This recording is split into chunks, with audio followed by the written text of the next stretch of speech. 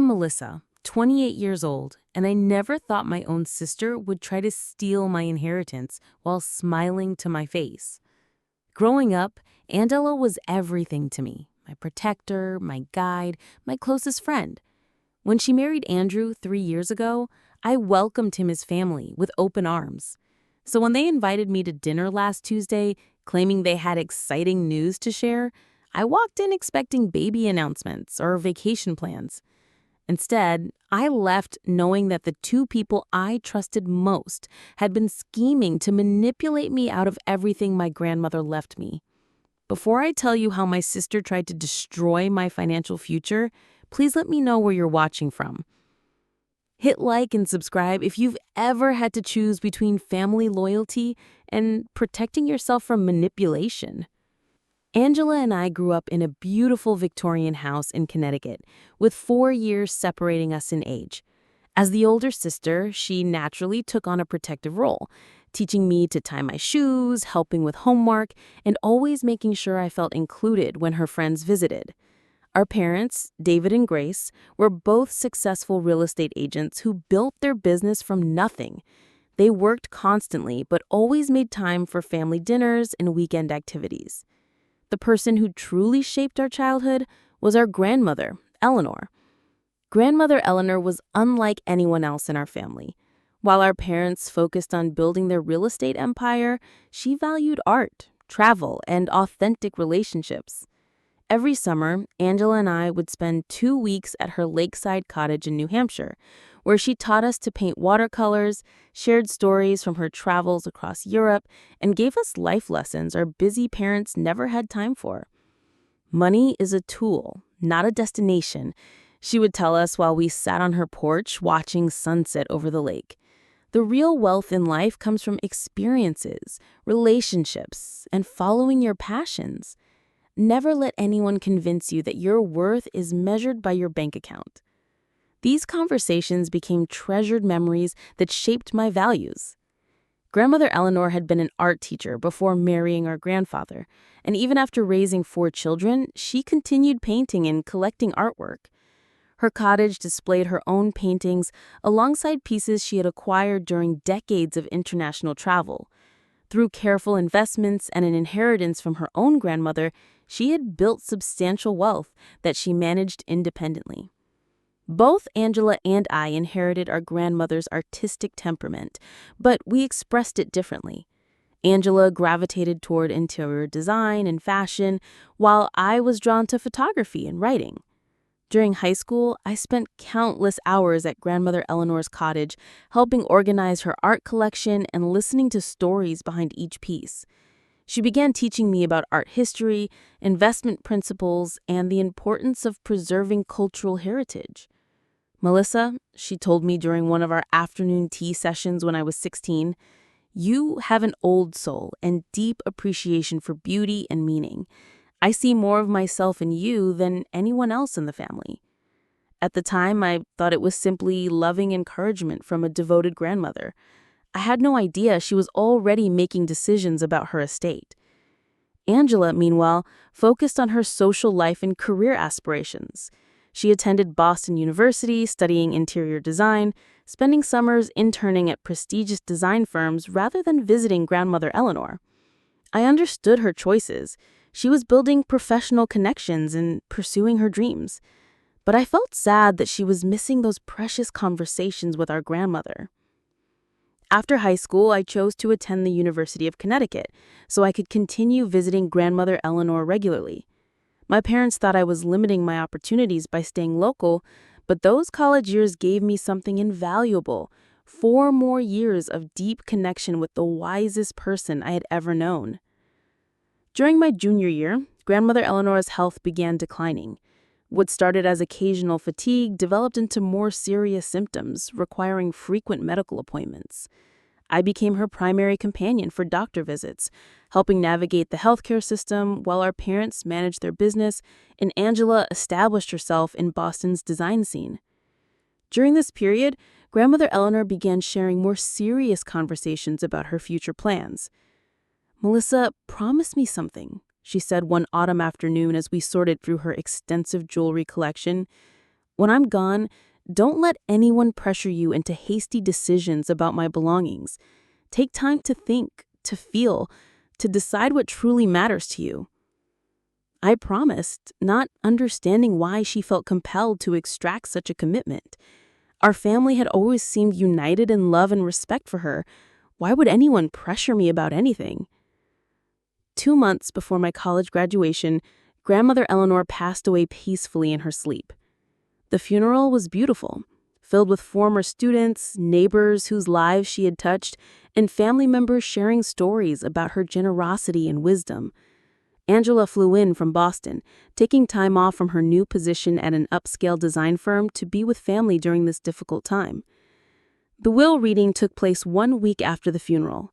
Our entire extended family gathered in the conference room at our parents' real estate office, expecting straightforward distribution among her children and grandchildren. What we discovered instead would forever change our family dynamics. Grandmother Eleanor had left the majority of her estate, including her cottage, art collection, and financial inheritance worth approximately $1.8 million, to me. Her reasoning, explained in a personal letter read by the attorney, was that she believed I would honor her values and preserve the artistic legacy she had spent her lifetime building. To my dearest Melissa, you are the keeper of stories, the one who understands that true wealth lies in preserving beauty and sharing it with others. I trust you to make decisions about my collection and resources that honor the love and creativity that created them. The silence following the reading was deafening. My parents exchanged shocked glances. Angela sat frozen, her face pale with disbelief. Various aunts, uncles, and cousins stared at me as though I somehow manipulated our grandmother. "There must be some mistake," Angela finally whispered. "Grandma always said she would divide everything equally among the grandchildren." But there was no mistake. While Grandmother Eleanor had left generous gifts to other family members, including $40,000 to Angela and smaller amounts to our cousins, the bulk of her estate was mine. In the parking lot afterward, Angela pulled me aside, tears streaming down her face. "I don't understand, Melissa. Why would she do this? We were both her granddaughters. We both loved her." I felt overwhelmed by guilt and confusion. "Angela, I had no idea she was planning this. I never asked for it or expected it. Maybe we can figure out some way to share everything more equally." "Really?" Her face brightened with hope. "You would do that?" "Of course. You're my sister. I never wanted this to come between us." We hugged tightly, and I thought we had solved the problem before it could create lasting damage. How naive I was to believe that money would not change everything between us, or that Angela's relief was not the only step in a calculated plan to claim what she believed should have been hers all along. But I was about to learn that some people view inheritance not as a responsibility to honor, but as an opportunity to exploit. And unfortunately, those people included the two people I trusted most in the world. The phone call that would change everything came on a rainy Tuesday evening in October, exactly 2 years after Angela and Andrew's wedding. I was at home reviewing photographs from a recent client shoot when my phone buzzed with Angela's name on the screen. "Melissa!" Her voice bubbled with excitement. "Are you free this Friday evening? Andrew and I want to have you over for dinner. We have some amazing news to share, and we want you to be the first to know." My heart lifted at her enthusiasm. "Of course! What kind of news? Are you finally pregnant?" Angela laughed mysteriously. "You'll have to wait and see. Just come hungry and ready to celebrate. 7 o'clock Friday?" Friday evening arrived with unseasonably warm weather for October. I chose a navy blue dress that Angela had complimented before, paired with the pearl earrings Grandma Eleanor had given me for my college graduation. As I drove to their upscale apartment in downtown Hartford, I found myself genuinely excited to hear their news. When I arrived, the space was immaculate, with candles flickering on every surface and the scent of something delicious wafting from the kitchen. Angela embraced me warmly, but something felt different about her hug. It lasted a fraction too long, and her smile seemed forced around the edges. Andrew appeared from the kitchen wearing a button-down shirt and slacks rather than his usual casual attire. His formal tone surprised me. Andrew was typically warm and relaxed in my presence, but tonight he seemed almost businesslike. The dining room apartment's table was set with their wedding china, crystal glasses, and an elaborate centerpiece of white roses. Classical music played softly in the background, and every detail suggested they had spent considerable time preparing for this evening. Dinner began with perfectly prepared salmon, roasted vegetables, and conversation about work and mutual friends. Angela and Andrew seemed unusually interested in my current projects, asking detailed questions about my photography business and recent client bookings. They inquired about my financial advisor and whether I was satisfied with how my inheritance investments were performing. As dessert was served, my favorite chocolate torte from the bakery downtown, the conversation took an unexpected turn. "Melissa," Andrew began, his tone shifting to something more serious. "Angela and I have been doing a lot of thinking lately about family, about the future, about what really matters in life." Angela leaned forward excitedly. "Andrew's been recruited by an investment firm in Switzerland. Can you believe it? We're talking about a completely new adventure, living in Europe, experiencing different cultures." "That's amazing," I exclaimed genuinely. "What an incredible opportunity. When would you leave?" "That's where things get a bit complicated," Andrew said carefully. "The position requires significant upfront investment to buy into the partnership. We're talking about serious money, the kind that could set us up for life if we can make it work." My wine glass stopped halfway to my lips. "How much are we talking?" Andrew and Angela exchanged a meaningful glance. "The partnership buy-in is $800,000, Andrew said quietly. "It's a substantial amount, but the potential returns are extraordinary." $800,000 was nearly half of my inheritance. "That is substantial," I agreed carefully. "Do you have that kind of capital available?" Angela's cheerful facade cracked slightly. "That's actually what we wanted to talk to you about tonight, Melissa.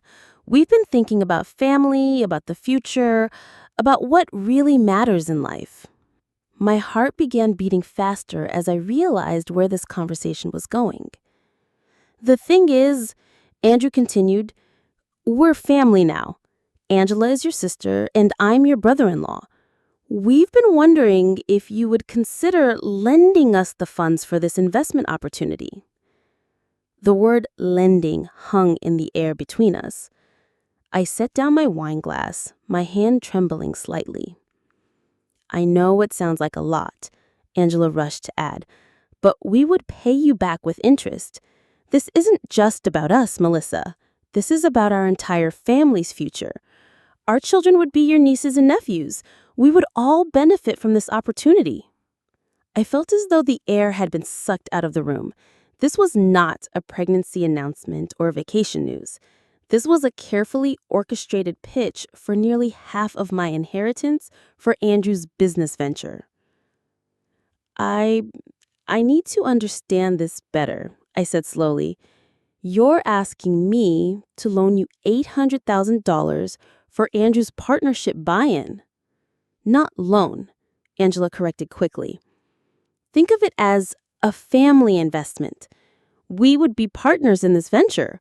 Your money would be working for all of us." The manipulation was becoming clearer with each word they spoke. They were using my grandmother's memory, family loyalty, and emotional pressure to convince me to hand over a massive portion of my inheritance for Andrew's business venture. "This is a lot to process," I said carefully. "I would need to discuss this with my financial advisor and probably have attorneys review any agreements."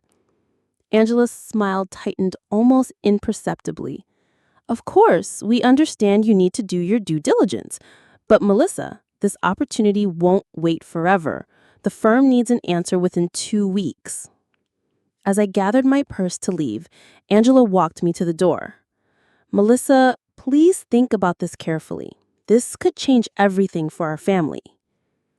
As I drove home, several disturbing realizations began to crystallize. This dinner had been a setup from the beginning. They had been researching my financial situation for months, using our family relationship to gather information. Their timeline was deliberately pressured, designed to prevent me from thoroughly evaluating their proposal. For the first time since Grandmother Eleanor's death, I felt truly alone and vulnerable. The two people I trusted most in the world had just revealed that they viewed my inheritance not as my grandmother's gift to me, but as a family resource they were entitled to access. I spent the weekend after Angela and Andrew's dinner in a fog of confusion and anxiety. Their request for $800,000 kept replaying in my mind, along with the calculated way they had presented their pitch. By Monday morning, I knew I needed professional guidance before making any decisions. Linda Martinez had been my financial advisor since inheriting Grandma Eleanor's estate. A sharp woman in her 50s with decades of experience managing high net worth clients, she had helped me navigate the complexities of sudden wealth with patience and wisdom. I called her office first thing Monday morning and scheduled an emergency appointment. "Melissa, you look troubled," Linda observed as I settled into the chair across from her mahogany desk. "What's going on?" I explained Angela and Andrew's proposal in detail, watching Linda's expression grow increasingly concerned as I described their investment opportunity and timeline pressure. $800,000 for partnership buy-in, Linda repeated, making notes on her legal pad. And they need an answer within 2 weeks? They say it's a legitimate opportunity with a Swiss firm. Andrew claims the returns could triple my investment within 5 years. Linda leaned back in her chair, her fingers steepled. "Melissa, I need to ask you some direct questions. First, have you seen any documentation about this Swiss firm? Partnership agreements, financial statements, regulatory filings?" I shook my head. They said we would work out all the legal details with attorneys once I agreed to invest. "Red flag number 1, Linda said firmly. No legitimate investment opportunity asks for commitment before providing documentation. Second question, have they offered you any ownership stake in Andrew's partnership position? They mentioned we would be partners, but nothing specific about ownership percentages or legal structures. Red flag number 2, if you're investing $800,000, you should have clearly defined ownership rights and profit-sharing agreements. Linda's pen tapped against her notepad. "Melissa, I'm going to be blunt. This sounds like a sophisticated family loan disguised as an investment opportunity." My stomach dropped. "What do you mean?" "Think about it logically. If this Swiss opportunity is as lucrative as they claim, why can't Andrew secure traditional financing? Investment firms, venture capitalists, even bank loans would be available for legitimate partnerships with proven track records." Linda pulled up her computer and began typing. "Let me run some quick searches on Swiss investment firms currently offering partnerships with $800,000 buy-ins." After several minutes, she turned the screen toward me.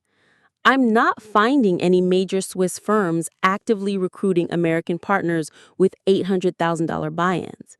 That doesn't mean they don't exist, but it raises questions."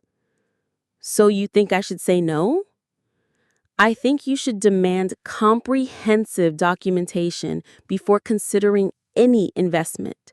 Financial statements, regulatory approval, third-party verification of the firm's track record, and most importantly, clear legal agreements outlining your ownership rights and exit strategies." As I drove home from Linda's office, my phone rang. Angela's name appeared on the screen. "Melissa, how are you doing? Have you had time to think about our conversation Friday?" Her tone was cheerful, but I detected an underlying tension. "I'm still processing everything, Angela. It's a big decision." Of course it is. That's why we thought it might help if you talked directly to Andrew's contact at the Swiss firm. Would you be interested in a phone call this week? The pressure was already beginning.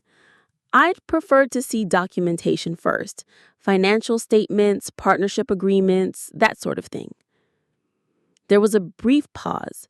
Well, obviously, we can get you that information, but Melissa, you have to understand that these opportunities move quickly. The firm is interviewing several potential partners. I understand, but I need to do my due diligence before committing that kind of money. Angela's voice took on a slightly sharper edge. Due diligence is smart, but sometimes overanalyzing can cause you to miss incredible opportunities. Remember when Grandma Eleanor bought that lakefront property everyone said was overpriced? She trusted her instincts and it became one of her best investments. The manipulation was subtle but clear, using my grandmother's memory to pressure me into hasty decision-making. Angela, I'm going to need time to review everything properly. Can you send me the documentation this week? Of course, Andrew will pull everything together. But Melissa, please don't overthink this. We're family, and family supports each other's dreams. That evening, Andrew called separately. His approach was different, more technical and businesslike. Melissa, Angela mentioned you'd like to see some documentation about the Swiss opportunity. I completely understand and I appreciate your thorough approach to financial decisions. Thank you, Andrew. I just want to understand the investment structure and potential risks. Absolutely, but I want to give you some context about timing. The firm has a December 15th deadline for new partner commitments. If we miss that window, the next opportunity won't become available for at least 18 months. Another pressure tactic. That's still several weeks away. True, but the documentation process, legal reviews, and fund transfers typically take 4 to 6 weeks. We're really looking at needing your commitment by mid-November to make everything work. I felt my chest tighten. They were systematically reducing my decision-making time while making their requests seem urgent and time-sensitive. I will review whatever documentation you can provide as quickly as possible, I said carefully. Great. And Melissa, I want you to know how much this means to Angela. She's so excited about the possibility of starting our family in Europe, giving our children the international experience we never had. Your support would make that dream possible. The emotional manipulation continued even in Andrew's supposedly business-like approach. Over the following week, Angela called daily with updates and encouragements. She shared Pinterest boards of Swiss countryside homes where they might live, sent articles about the benefits of European education systems, and repeatedly mentioned how grateful she was to have such a supportive sister. Andrew provided a folder of documents that looked impressive but felt incomplete. The Swiss firm's materials were professionally formatted, but Linda pointed out several concerning gaps when I brought them for review. The financial statements only go back 2 years. The partnership structure is vaguely defined, and there's no clear exit strategy if the investment doesn't perform as expected. By the end of the week, I realized that Angela and Andrew's campaign was becoming more sophisticated and persistent. They were using every emotional lever available: family loyalty, grandma's memory, future children, international opportunities to convince me to hand over a substantial portion of my inheritance.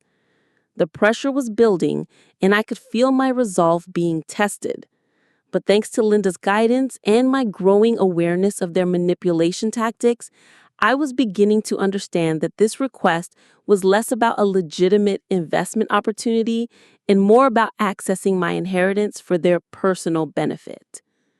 The question was whether I would have the strength to resist their emotional campaign, or whether family pressure would ultimately convince me to sacrifice my financial security for their dreams. After 2 weeks of mounting pressure and incomplete documentation, I made my decision. On a cold November morning, I called Angela to deliver my answer. Angela, I've given your investment proposal serious consideration, and I've decided I can't participate in the Swiss partnership opportunity. The silence on the other end stretched uncomfortably long.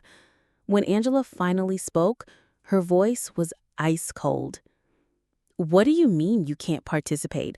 We're talking about your family's future, Melissa. I understand this is disappointing, but my financial advisor has identified several concerning issues with the documentation. The investment structure isn't clear, there's no exit strategy, and the timeline feels artificially pressured. Your financial advisor? Angela's tone turned venomous. You mean that woman who's never taken a real risk in her life? She's probably just trying to keep you dependent on her services. I was stunned by the sudden hostility. Linda has been incredibly helpful in managing Grandma Eleanor's legacy responsibly. Grandma Eleanor's legacy? Angela laughed bitterly. Is that what you call hoarding money that should have been shared with the entire family? The accusation hit like a physical blow. Angela, that's not fair. I never asked for the inheritance, and I offered to share it more equally when the will was read. Offered to share it?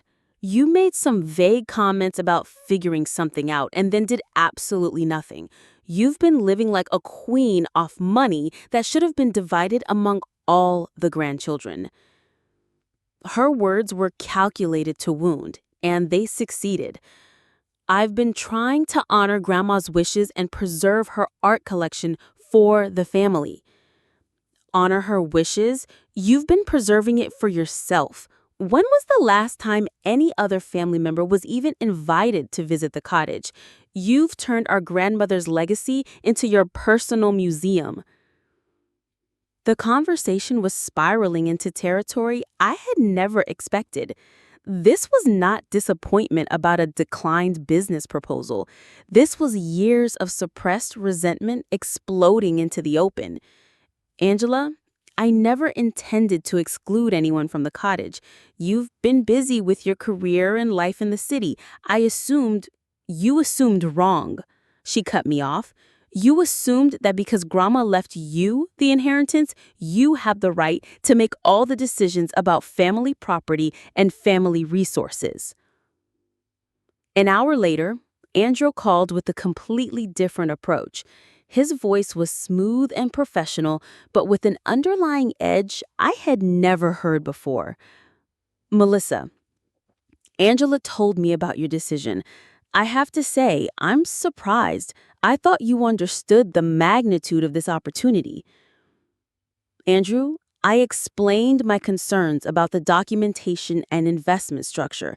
These are legitimate financial questions that haven't been adequately addressed. Legitimate questions? His laugh was condescending.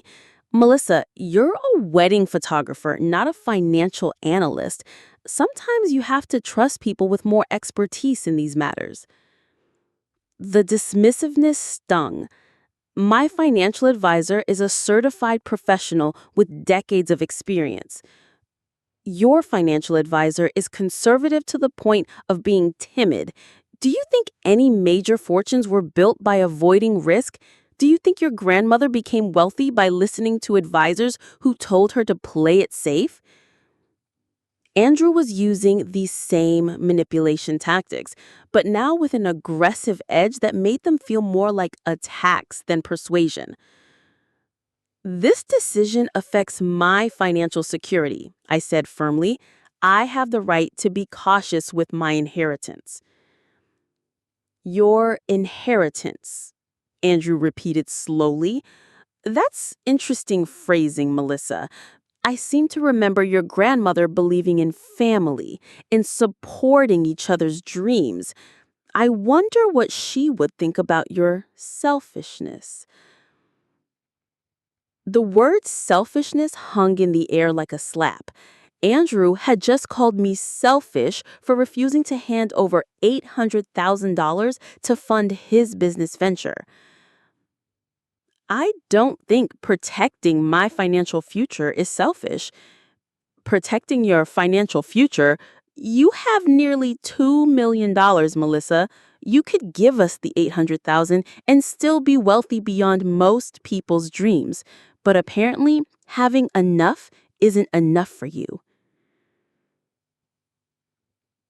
That weekend, I received a group text that included Angela, Andrew, and several family members. The message was from Angela. Hi, everyone. Just wanted to update you on some disappointing family news. Melissa has decided not to support Andrew's incredible business opportunity in Switzerland, despite it being a chance for our family to build generational wealth together. We're heartbroken that family unity seems to matter less than individual financial hoarding. We hope everyone understands why we need to step back from family gatherings for a while. I stared at the message in disbelief. Angela had just publicly shamed me to our extended family, characterizing my decision as financial hoarding and suggesting I was destroying family unity. Within hours, my phone was buzzing with confused calls from cousins, aunts, and uncles. Some were supportive, expressing concern about the group text. Others seemed to believe Angela's narrative, asking why I couldn't help my sister when I had so much money. My mother called that evening, her voice strained with worry. Melissa, what's going on?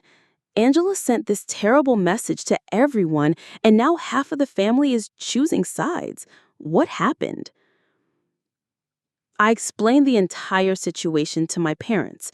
The dinner setup, the $800,000 request, the pressure tactics, and finally, Angela and Andrew's hostile reactions to my refusal. $800,000? My father's voice was sharp with disbelief. They asked you for $800,000 for some business venture in Switzerland? They called it a family investment, but my financial advisor identified several red flags in their documentation. The investment structure isn't clear, there's no exit strategy, and the timeline feels artificially pressured. My mother was quiet for a long moment. Melissa, we had no idea they were pressuring you for money. Angela made it sound like you were being unreasonably stubborn about some small family request. It's not small, Mom. It's nearly half of my inheritance. We know, sweetheart, we know. My father's voice was heavy with disappointment. Your mother and I are going to have a serious conversation with Angela about this behavior. But the damage was already spreading.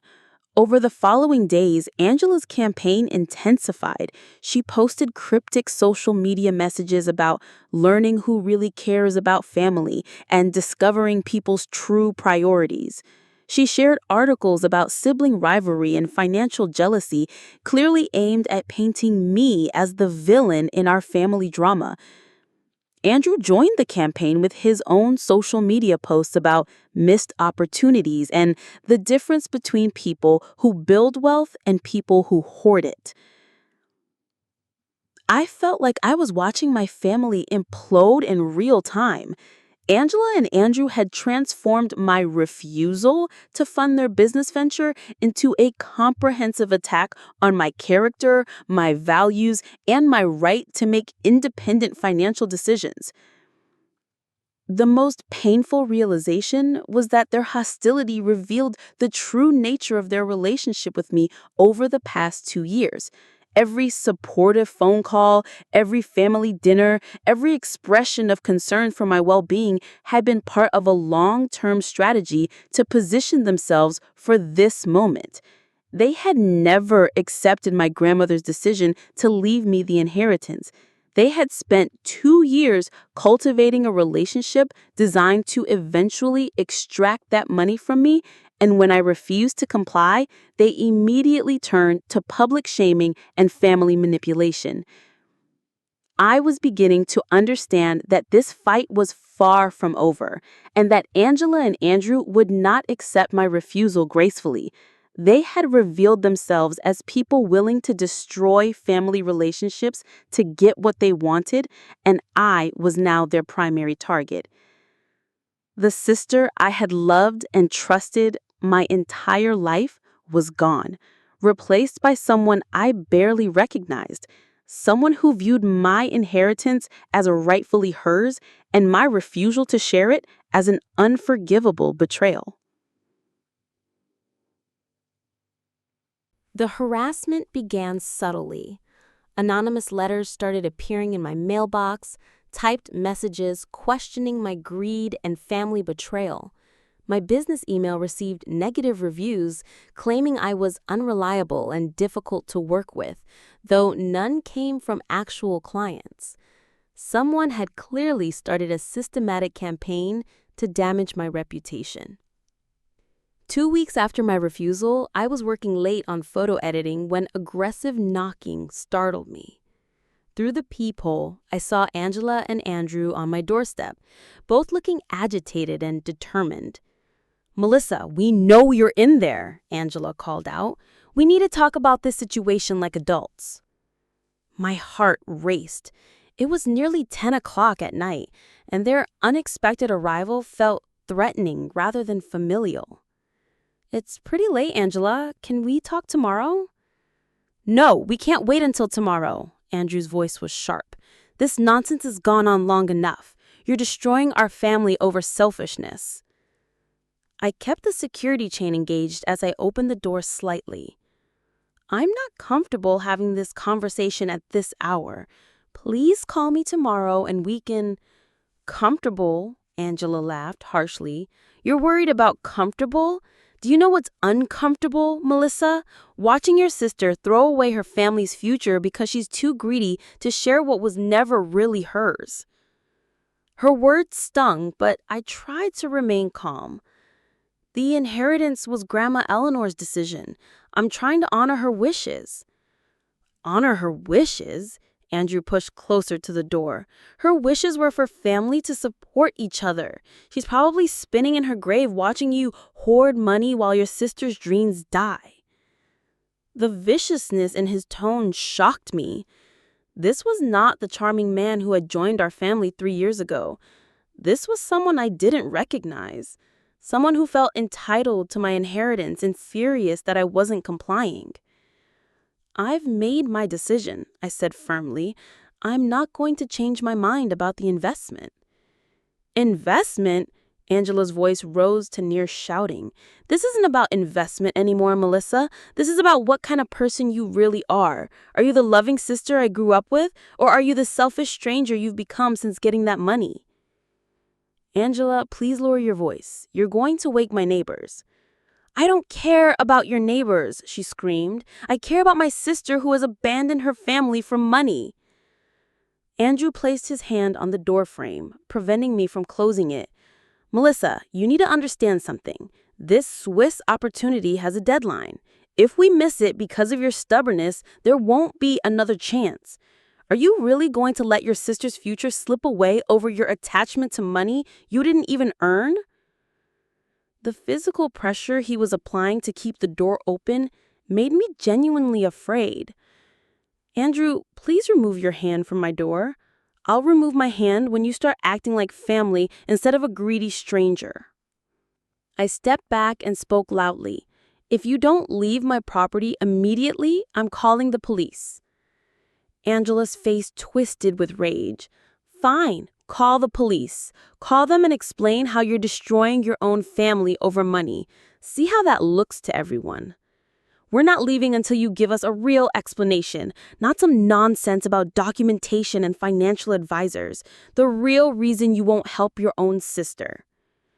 I pulled out my phone and started dialing. The sight of me actually calling for help seemed to shock them both. "Fine. Hide behind the police. But this isn't over, Melissa. You can't treat family this way and expect no consequences." They finally left, but not before Andrew kicked my flower pot, sending dirt and flowers across my front steps. I watched through the window as they sat in their car for several more minutes, apparently arguing before driving away. The police arrived 20 minutes later. Officer Mitchell, a kind woman in her 40s, took my statement and documented the broken flower pot. Have they made any direct threats against you? Not explicitly, but the tone and late-night visit felt threatening. They refused to leave when I asked them to. I'm going to file a report and recommend you consider a restraining order if this behavior continues.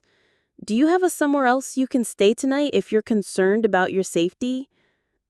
I ended up spending the night at my parents' house, feeling like a frightened child rather than a 28-year-old adult. My mother made tea while I recounted the evening's events. This has gotten completely out of hand, my father said grimly. Angela and Andrew are acting like criminals, not family members. The next day brought an unexpected escalation. I received a call from my business insurance company asking about concerns raised regarding my professional conduct. Someone had filed a complaint claiming I had mishandled client funds and violated photo contracts. These appear to be false allegations, but we're required to investigate any claims made against our insured parties, the agent assured me.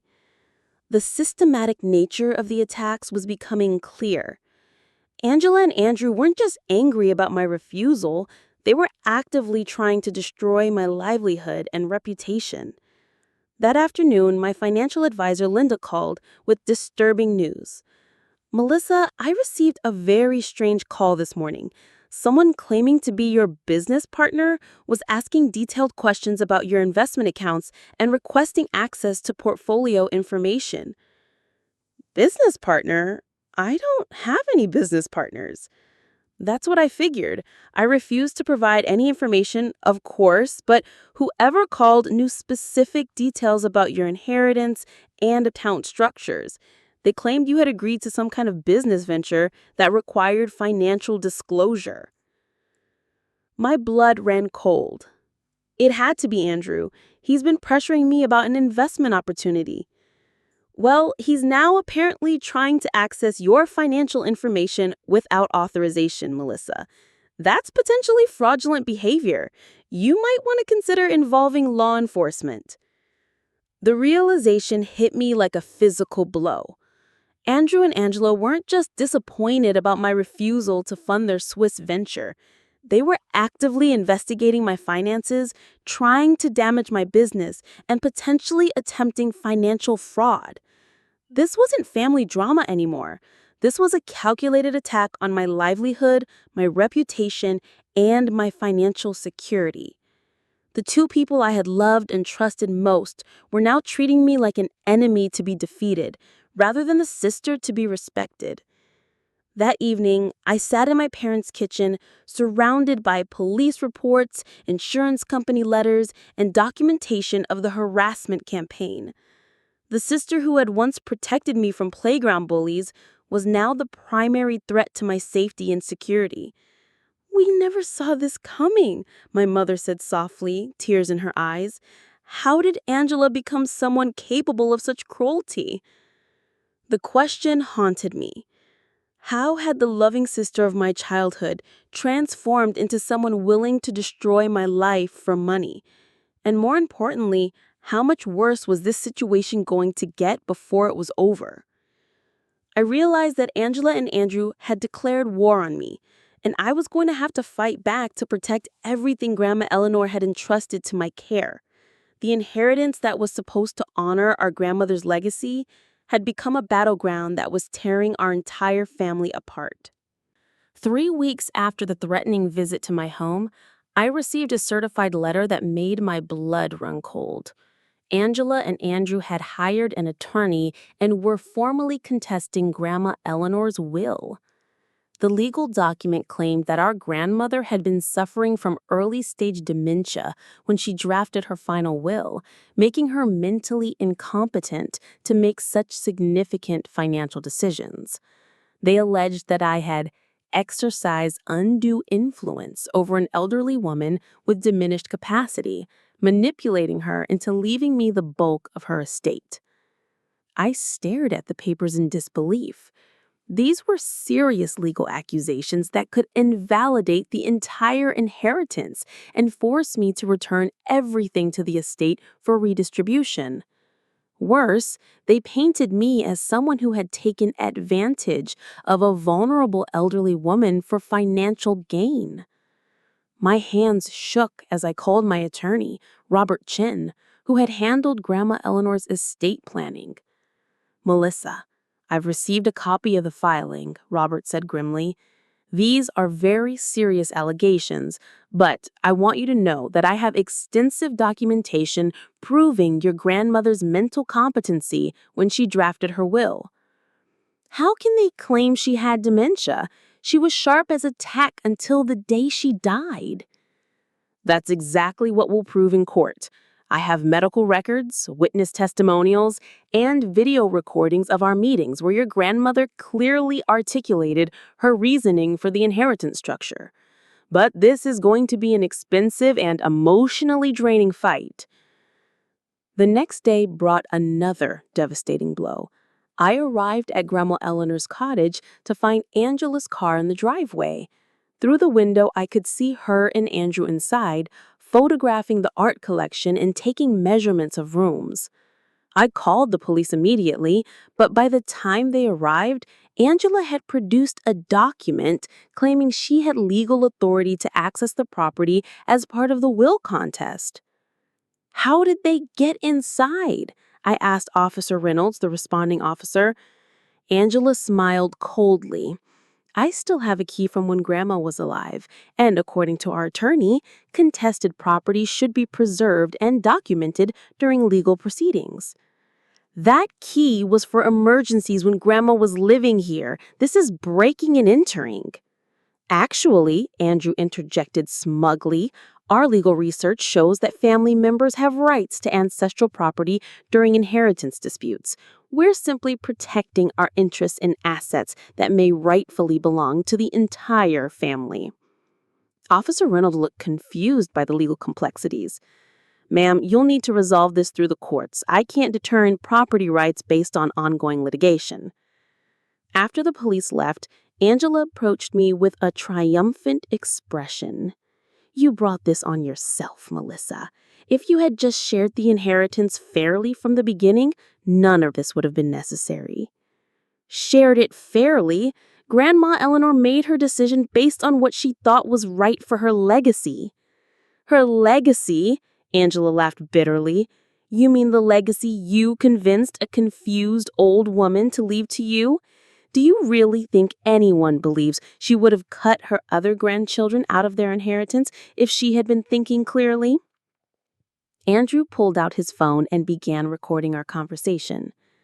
"Melissa, for the legal record, are you admitting that you influenced your grandmother's will-making decisions?" "I'm not discussing this without my attorney present." "How convenient. Hide behind lawyers while your family suffers from your greed." That evening, my parents called an emergency family meeting. When I arrived at their house, I was shocked to find my Aunt Patricia and Uncle James already there, looking uncomfortable and conflicted. "Melissa," my father began carefully, "Angela and Andrew have been contacting extended family members, sharing their version of events about the inheritance dispute." Aunt Patricia shifted uncomfortably in her chair.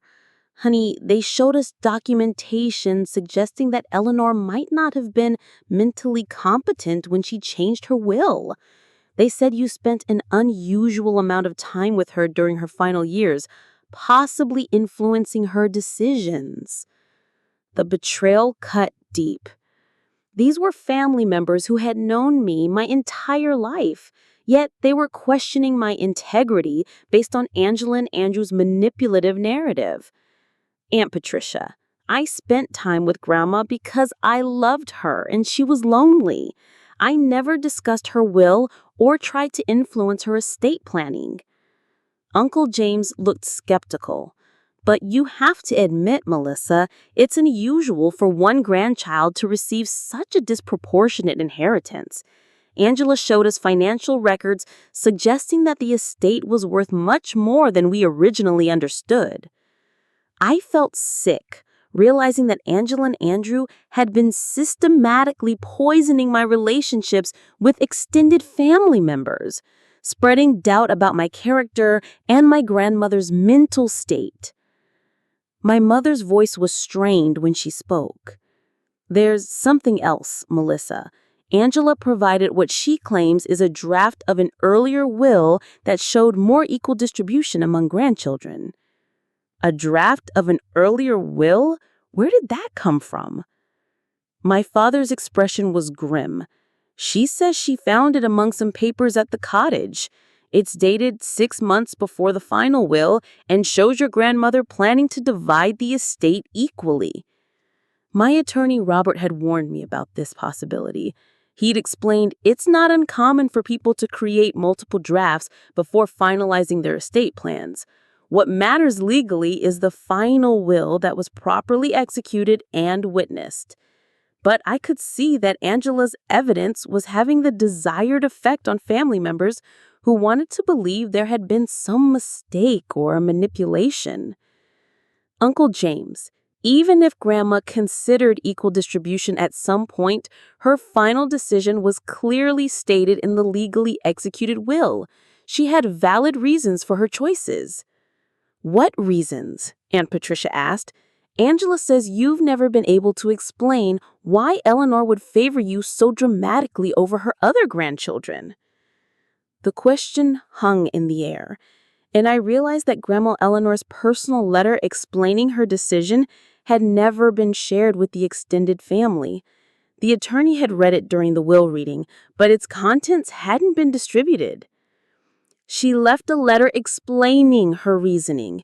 She wanted someone who would preserve her art collection and honor her values. "Convenient," Uncle James muttered.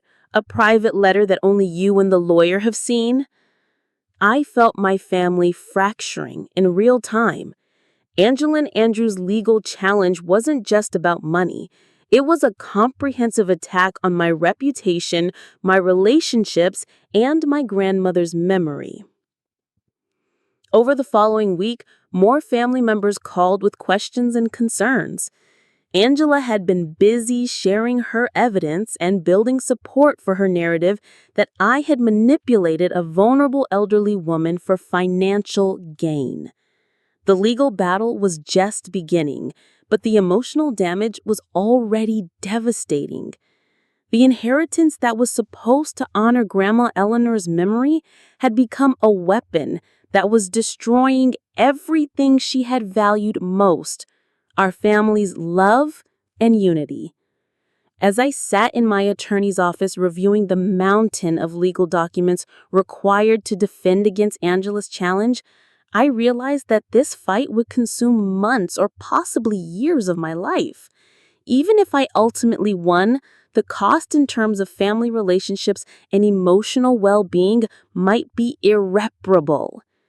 Angela and Andrew had declared total war, and they were determined to take everything from me, not just the inheritance, but my reputation, my family relationships, and my peace of mind. The first court hearing was scheduled for January 15th, giving both sides 2 months to gather evidence and prepare their cases. Angela and Andrew's legal strategy became clear as they began producing witnesses who claimed to have observed my grandmother's declining mental state during her final years. Their star witness was Margaret Foster, a woman I had never heard of, who claimed to have been Grandma Eleanor's close friend and frequent visitor during the period when the will was drafted. Eleanor was clearly confused during our conversations. Margaret testified during her deposition. She would repeat herself constantly and seemed unsure about basic facts. I was deeply concerned about her mental capacity. My attorney Robert immediately questioned this testimony. "Ms. Foster, can you provide documentation of your friendship with Eleanor? Phone records, photos, any evidence that you actually visited her regularly?" Margaret's response was vague. "Eleanor wasn't big on documenting social visits. We were old-fashioned friends who simply enjoyed each other's company."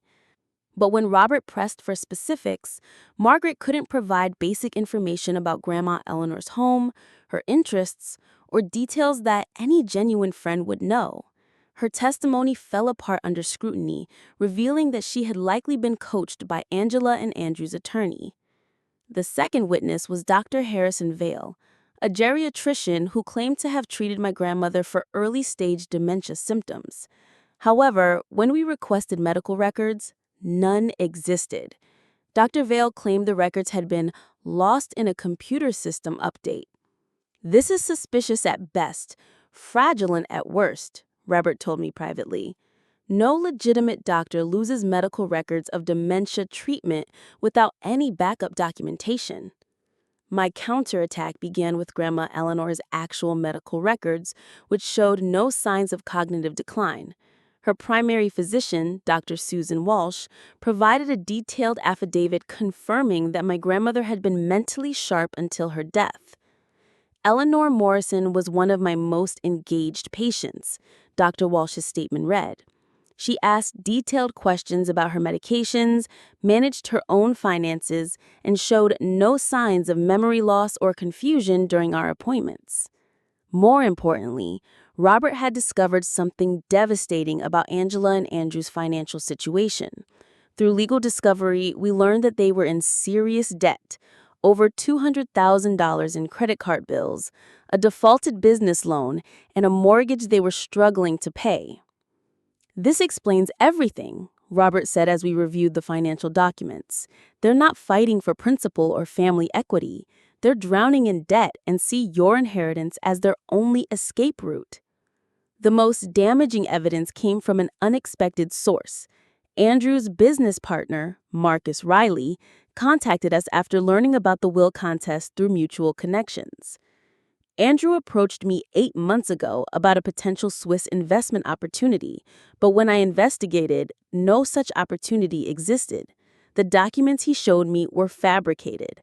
I believe he was using this fake business venture to justify requesting money from family members. This revelation was devastating. The Swiss partnership that had started this entire conflict was apparently fictional. Angela and Andrew had built their entire financial pitch around a non-existent business opportunity. Robert immediately filed motions to have Margaret Foster and Dr. Vale investigated for perjury. If we can prove they were paid to provide false testimony, Angela and Andrew could face criminal charges for fraud and witness tampering. The pressure on Angela and Andrew intensified when their attorneys suddenly withdrew from the case, citing irreconcilable differences with clients regarding case strategy. In legal terms, this usually meant the attorney had discovered their clients were lying and refused to continue representing them. Without legal representation, Angela and Andrew tried to represent themselves in court, but their lack of legal knowledge quickly became apparent. During a preliminary hearing, Angela broke down under cross-examination when Robert pressed her about the timeline of events. Mrs. Peterson, you claim your grandmother showed signs of confusion, yet you visited her only twice during the final year of her life. How could you assess her mental capacity with such limited contact? Angela's response was emotional rather than factual. I was busy building my career. Melissa had more free time to manipulate an elderly woman who was clearly not thinking straight. So you're testifying that your grandmother, whom you rarely visited, was mentally incompetent, while your sister, who spent significant time with her, was manipulating her? Yes, exactly. And you believe a woman who successfully managed her own investments, maintained her property, and engaged in complex conversations about art and literature was somehow unable to make informed decisions about her own estate? Angela's testimony grew increasingly contradictory as Robert methodically dismantled her arguments. She couldn't explain how someone allegedly suffering from dementia could function independently in all areas of life except will-making. Andrew's self-representation was even more disastrous. When asked about the Swiss investment opportunity, he provided conflicting details and couldn't produce any legitimate documentation. Mr. Peterson, you claim this partnership required $800,000, yet our investigation shows no Swiss firm matching your description currently accept American partners. Can you explain this discrepancy? Andrew's face flushed red. The firm operates discreetly. Not all legitimate businesses have extensive online presence. Yet you provided Miss Morrison with documents bearing the firm's letterhead and contact information.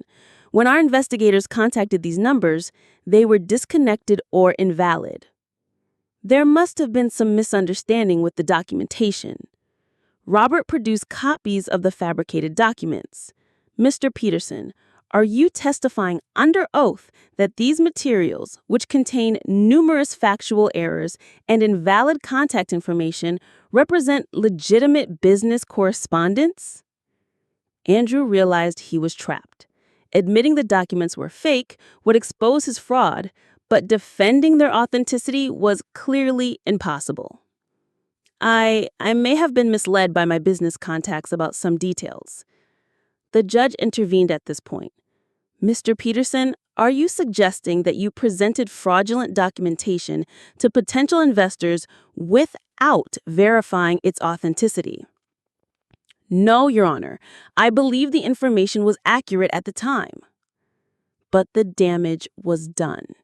Andrew had essentially admitted to presenting unverified, potentially fraudulent materials while soliciting hundreds of thousands of dollars from family members. The hearing concluded with the judge expressing serious concerns about the plaintiff's case.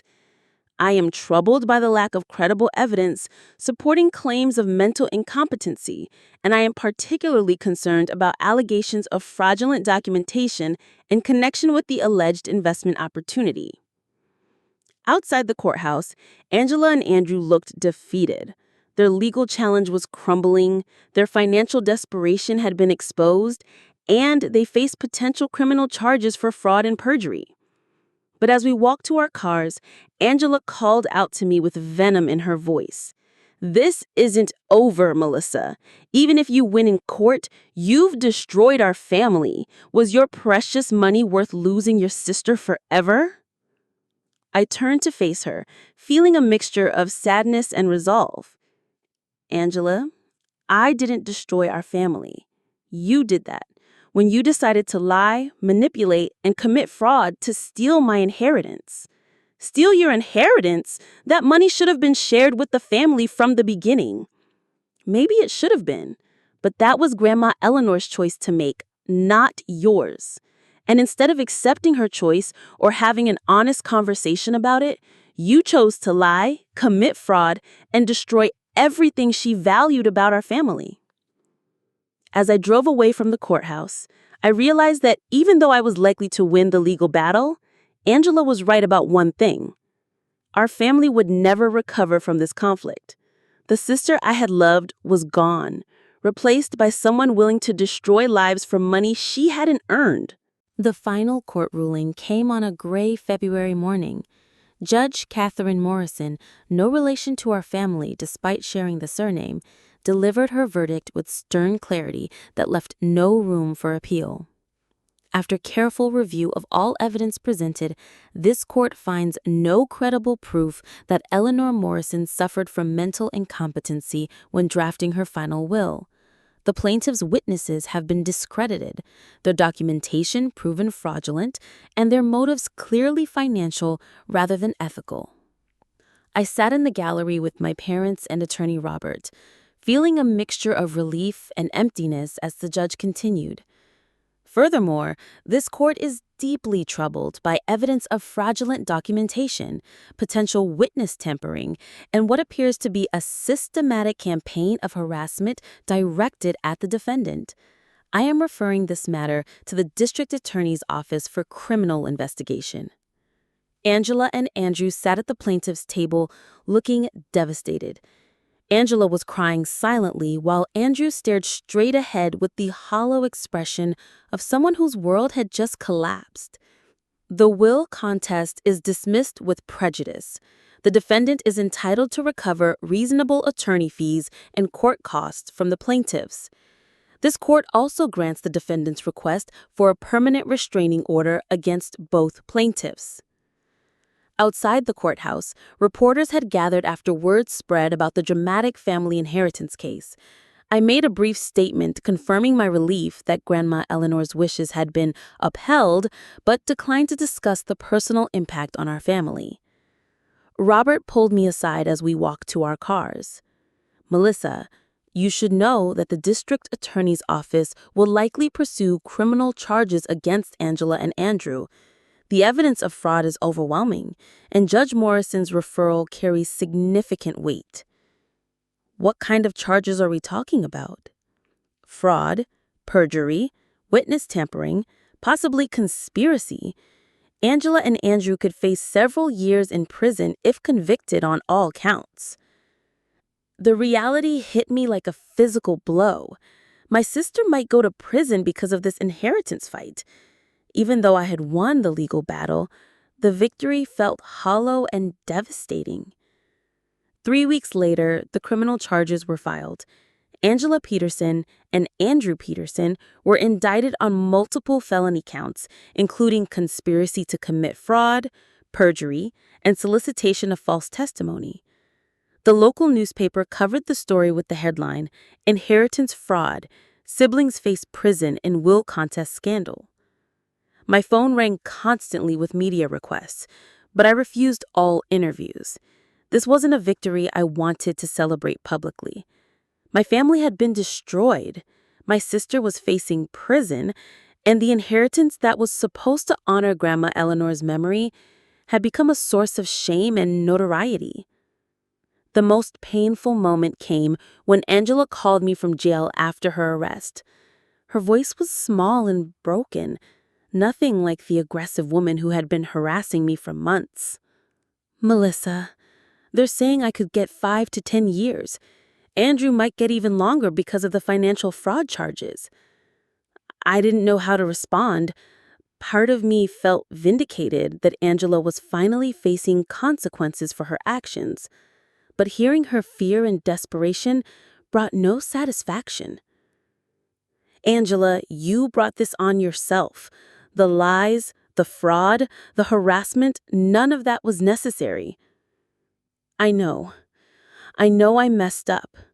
But Melissa, I was desperate. Andrew convinced me that we deserved part of the inheritance, that you had somehow manipulated Grandma. I got caught up in his schemes and lost sight of who I was. You could have talked to me honestly about feeling left out of the inheritance. We could have worked something out without lawyers and lies. Would you have really shared the money? The question hung between us. Would I have voluntarily given Angela hundreds of thousands of dollars simply because she felt entitled to it? Probably not the full amount they had demanded, but perhaps something to help with their financial struggles. I don't know, Angela, but we'll never know now, will we? The criminal trial began in September. I was called as a witness to testify about the harassment campaign and fraudulent investment documents. Sitting in the witness box, looking at Angela and Andrew at the defendant's table, I felt no satisfaction or revenge, only profound sadness about what our family had become. Angela's attorney tried to paint her as a victim of Andrew's manipulation, arguing that she had been led astray by her husband's desperate financial schemes. There was some truth to this narrative. Andrew clearly had more experience with financial fraud and likely orchestrated many of the more sophisticated deceptions. But Angela's own actions, the late-night visit to my home, the public shaming campaign, the attempts to turn family members against me, couldn't be blamed entirely on Andrew's influence. She had made conscious choices to participate in the harassment and fraud. The jury deliberated for 2 days before returning guilty verdicts on most charges. Andrew received 7 years in federal prison for fraud and conspiracy. Angela received 3 years, with the possibility of parole after 18 months if she demonstrated good behavior and made restitution. As the sentences were read, I watched my sister break down completely. The woman who had once protected me from playground bullies was now being led away in handcuffs, her life destroyed by greed and poor choices. My parents were devastated. They had lost one daughter to prison and felt like they had lost both daughters to this conflict. Family gatherings became impossible. Too many relatives had chosen sides during the legal battle, and the relationships might never recover. I moved out of Connecticut 6 months after the trial, unable to bear the weight of local notoriety and painful memories. I relocated to Vermont, where I could manage Grandma Eleanor's art collection quietly and rebuild my photography business away from the media attention. The cottage by the lake became my refuge, but even there I was haunted by memories of Angela and I as children, painting with Grandma Eleanor and dreaming about our futures. Those innocent times felt like a different lifetime, before money and legal battles destroyed everything we had once cherished. 2 years later, Angela was released on parole. She sent me a letter apologizing for everything and asking if we could ever rebuild our relationship. I read it several times, but never responded. Some wounds cut too deep for apologies to heal. The inheritance that was supposed to honor Grandma Eleanor's legacy had instead become a cautionary tale about how money can corrupt family bonds and transform love into hatred. I had kept Grandma Eleanor's art collection intact and preserved her financial legacy, but at the cost of losing my sister forever.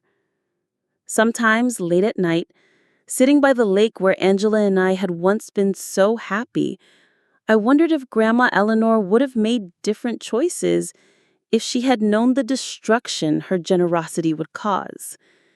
The money she left me was supposed to provide security and opportunity, but it ultimately cost me the family relationships she had always valued the most. I had won every legal battle, but in the end, we had all lost everything that truly mattered. 3 years had passed since the trial when the first letter arrived. I was sitting on the cottage porch, editing wedding photos on my laptop, when I noticed the envelope with familiar handwriting. Angela's name was printed in the return address corner, along with an address in Hartford I didn't recognize. My hands trembled as I opened it. After years of silence, seeing her handwriting brought a flood of conflicting emotions: anger, sadness, and despite everything, a small spark of the love I had once felt for my sister. "Dear Melissa," the letter began, "I know I have no right to contact you after everything I did. I know you probably don't want to hear from me, and I understand if you throw this letter away without reading it. But I need to try to explain. Not to make excuses, but because I owe you the truth I should have told years ago." I set the letter down and walked to the lakeshore, needing a moment to prepare myself for whatever Angela was about to tell me. The afternoon sun was reflecting off the water, creating the same golden sparkles that had enchanted us as children. Grandma Eleanor's voice seemed to whisper in the breeze, "Listen with your heart, but protect it too." When I returned to the porch, I continued reading. "I've had 3 years to think about what I did to you, to our family, to Grandma Eleanor's memory. 3 years to understand how I became someone I don't recognize. The truth is, I was never really angry about the inheritance itself. I was angry about feeling invisible, about believing that Grandma loved you more than me." The honesty in her words surprised me. Throughout the legal battle, Angela had focused on money and fairness, never admitting the deeper emotional wounds driving her behavior. "When we were kids, you were always the good granddaughter. You spent summers at the cottage while I chased boys and parties. You listened to her stories while I rolled my eyes at her old-fashioned values. By the time I realized how precious those moments were, it felt like too late to compete for her attention." I found myself crying as I read, remembering how Angela had gradually stopped visiting Grandma Eleanor during high school and college. I had assumed she was simply busy with her own life, never considering that she might have felt excluded or less favored. When the will was read in everything went to you, it confirmed my worst fear, that I had never been good enough, never been the granddaughter she truly loved. Andrew fed into that insecurity, convincing me that we deserved compensation for what felt like a lifetime of being overlooked. The letter continued for 3 pages, detailing Angela's financial desperation, Andrew's manipulations, and her own poor choices that had escalated a family disagreement into criminal fraud. I know now that Grandma Eleanor didn't love you more than me. She made her decision based on who she thought would best preserve her legacy, not who she loved most. But I was too hurt and too desperate to see that at the time. The most painful part came near the end. Andrew and I divorced while I was in prison. He blamed me for not being convincing enough in court, for not getting more family members on our side. Even facing prison, he was still scheming about how to get your money. I finally understood that I had married someone who saw me as a tool for his financial ambitions, not as someone he loved. Angela closed the letter with a simple request. I'm not asking for forgiveness because I know what I did was unforgivable. I'm not asking to rebuild our relationship because I know that bridge was burned beyond repair. I just wanted you to know that I remember who we used to be, and I'm sorry for destroying something beautiful because I was too broken to appreciate what I already had. I sat on that porch for hours, reading and rereading the letter as the sun set over the lake. Part of me wanted to respond immediately, to tell Angela I forgave her and missed her despite everything. But a larger part of me remained guarded, remembering the manipulation and harassment she had put me through. 2 weeks later, a second letter arrived. This one was shorter, but somehow more devastating. Melissa, I wanted you to know that Mom and Dad have been visiting me regularly since my release. They've been trying to facilitate some kind of reconciliation between us, but I've told them to stop. What I did to you was my choice, and the consequences should be mine alone. She continued, I've been working as a secretary at a legal aid clinic helping people who can't afford lawyers. It's ironic, I suppose, given how I abuse the legal system, but it feels like a small way to make amends for the damage I caused. The letter included a newspaper clipping about Angela's volunteer work with domestic violence survivors, helping them navigate legal processes to escape abusive relationships. The article mentioned her background, but didn't detail her criminal conviction, focusing instead on her dedication to helping vulnerable clients. I know you'll probably never read this, but I wanted you to know that I think about you every day. Not about the money or the inheritance, but about the sister who used to paint watercolors with me in Grandma's garden. I miss that person, and I miss being the kind of sister who deserved her love. A month later, my mother called with news that Angela had been in a car accident. Nothing life-threatening, but she was hospitalized with a broken leg and concussion. She's been asking if you've read her letters, Mom said carefully. I've read them. And? The question hung between us.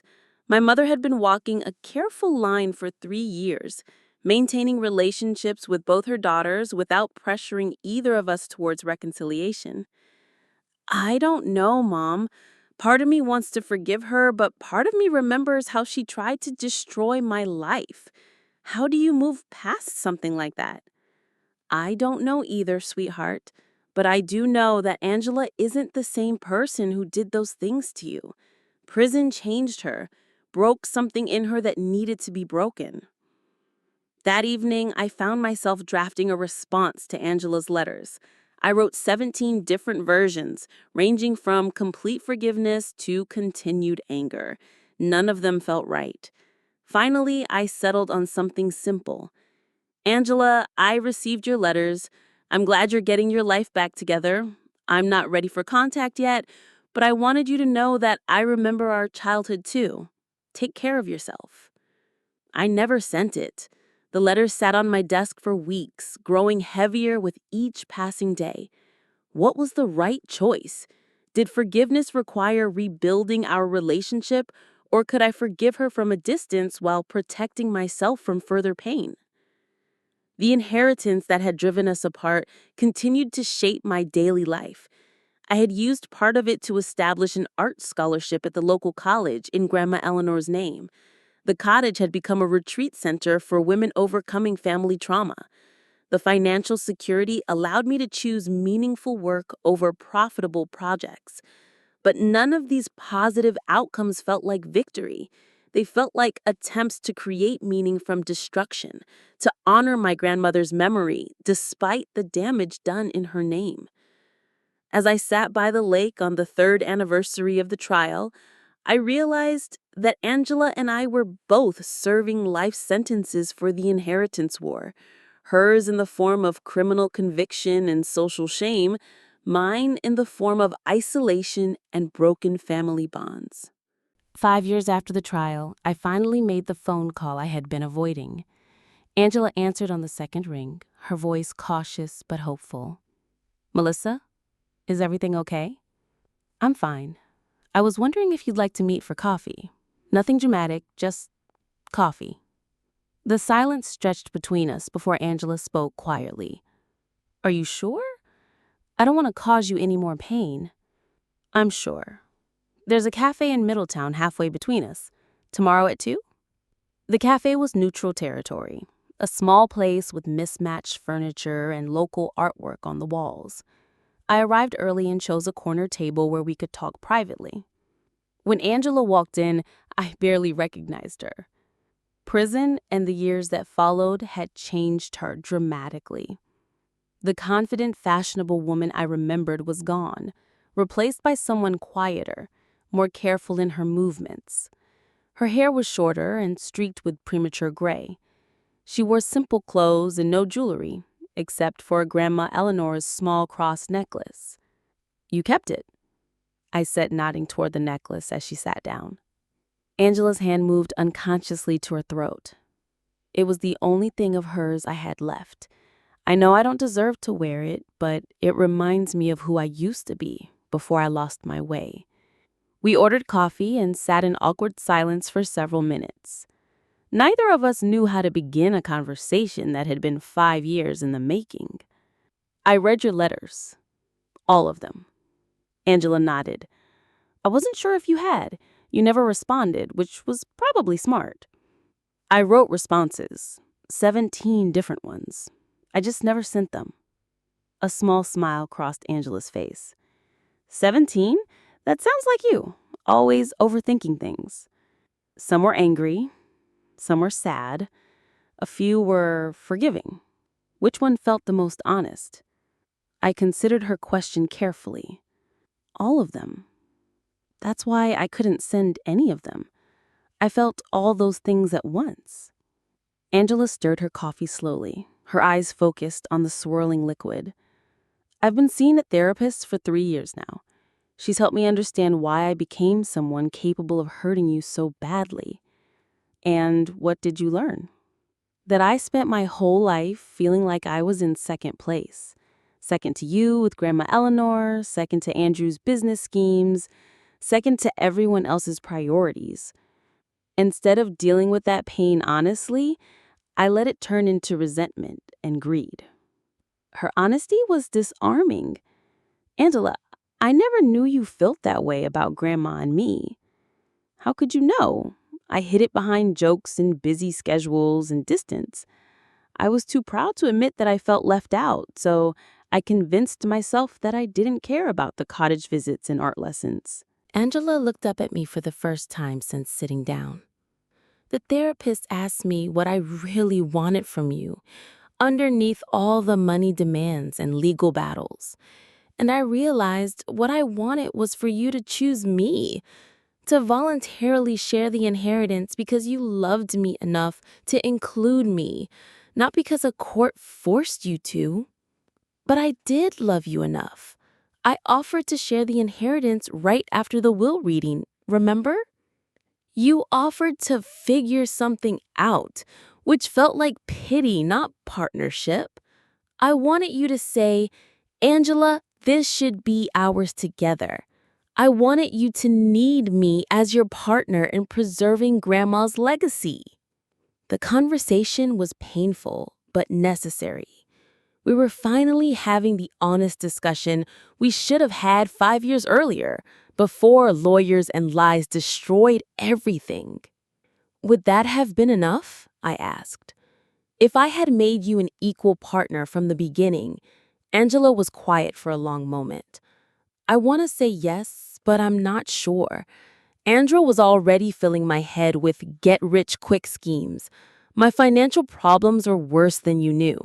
I might have still pushed for more money, just in more subtle ways. The Swiss partnership was completely fake, wasn't it? Yes. Andrew created the whole thing to justify asking you for money. He thought if we presented it as a business opportunity instead of a loan, you'd be more likely to say yes. How long had you two been planning to ask me for money? Almost from the beginning of our marriage. Andrew was fascinated by your inheritance from day one. He spent months researching investment strategies and business opportunities that would require exactly the amount of money you had access to. The calculation behind their relationship with me was still painful to hear, even after all these years. Angela, do you understand why I can't just forgive and forget? It wasn't just about the money. You tried to destroy my reputation, my business, my relationships with the entire family. Tears began flowing down Angela's cheeks. I know. I became someone I hate, someone who was willing to burn down everything good in her life for money I hadn't earned. There's no excuse for what I did to you. Then why did you keep escalating? Why didn't you stop when I said no the first time? Because stopping would have meant admitting that I was wrong, that my marriage was a lie, that my financial problems were my own fault. It was easier to blame you and keep fighting than to face the truth about my life. We sat in silence as Angela composed herself. When she spoke again, her voice was steady but fragile. Melissa, I know you'll probably never trust me again, and I understand why. But I want you to know that not a day goes by that I don't regret destroying our relationship. Losing you was a bigger loss than any amount of money could have been worth. I regret it too, I admitted. I regret that we couldn't have this conversation 5 years ago. I regret that Grandma Eleanor's legacy became something that tore us apart instead of bringing us together. Do you think she would have forgiven me? I think she would have been heartbroken by what happened to our family. But yes, I think she would have forgiven you eventually. Angela wiped her eyes with a napkin. Can I ask you something? Do you ever wish you had just given me the money? Would it have been worth it to preserve our relationship? I had asked myself that question hundreds of times. Sometimes I think it would have been easier. But Angela, it wouldn't have been enough. You and Andrew would have come back for more money, for different opportunities. And I would have spent the rest of my life wondering when the next demand was coming. You're probably right. Andrew was already talking about real estate investments and startup opportunities. 800,000 would have been just the beginning. As our conversation wound down, I faced a question I had come here to answer. Was I ready to forgive my sister? Angela, I can't go back to the relationship we had before. Too much has happened. Too much trust has been broken. But I can forgive you for the mistakes you made, and I can let go of the anger I've been carrying. What does that mean for us? It means we can have coffee sometimes. It means we can remember the good times without pretending the bad times didn't happen. It means we can both move forward without carrying this burden forever. Angeline reached across the table and gently touched my hand. That's more than I deserve, but I'm grateful for it. We both deserve peace, Angela. Grandma Eleanor would want that for us. As we left the cafe, Angela turned to me one last time. Melissa, I know this doesn't fix anything, but I want you to know that you were right to protect the inheritance. You were a better guardian of Grandma's legacy than I would have been. Maybe we could have been good guardians together. In a different world where we talked honestly from the beginning. Maybe. But in this world, I'm glad it was you. 6 months later, I received an invitation to Angela's graduation from paralegal school. She had rebuilt her life slowly and carefully, working with legal aid organizations and victim advocacy groups. I sent a congratulations card, but didn't attend the ceremony. Some bridges could be partially repaired, but never fully rebuilt. The inheritance war that had torn us apart ultimately taught us both valuable lessons about family, greed, and forgiveness. I learned that protecting what you love sometimes means setting boundaries that hurt. Angela learned that shortcuts and schemes ultimately lead to longer, more painful roads. 5 years after our coffee meeting, I established a family mediation fund in Grandma Eleanor's name, helping families navigate inheritance disputes without destroying their relationships. It felt like the right way to honor both my grandmother's memory and the hard lessons Angela and I had learned. Sometimes I still wonder what would have happened if I had simply said yes to that first dinner request for $800,000. Would our family still be intact? Would Angela and Andrew have been satisfied? Or would they have returned for more? I'll never know the answers to those questions. But I know that choosing to protect my grandmother's legacy, even at great personal cost, was the right decision. And eventually choosing to forgive my sister while maintaining healthy boundaries was the right decision too. The inheritance war was over. We had all paid a price for the lessons we learned, but somehow, in the end, we had found a way to honor what mattered most. Not the money, but the love that had survived even our worst mistakes.